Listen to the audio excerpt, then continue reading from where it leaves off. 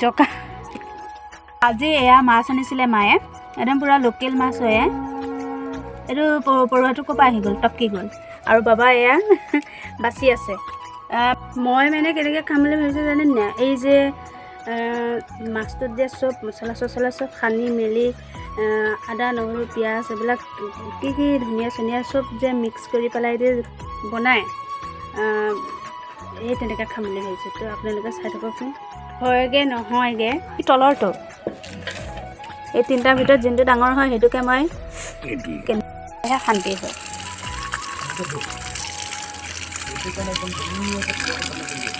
পেটুখিনি উলিয়াব লাগিব আৰু ন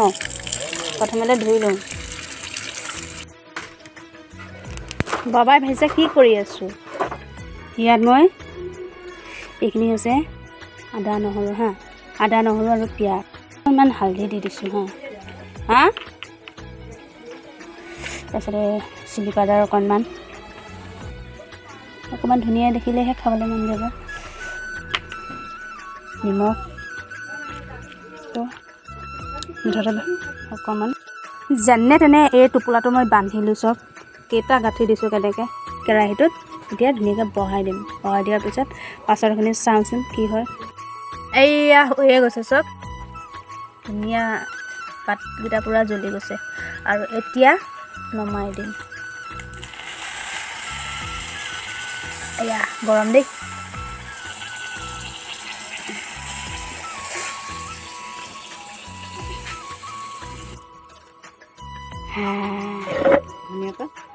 ধনিয়া পাত অথনিতেই দি দিলোঁ ধনিয়া পাত এতিয়াহে দিব লাগিব সেইখন লৈ আনো ধুনীয়া সিজিছে চব ন মজা সিজিছে খাচোন খা এক টুকুৰা খাচোন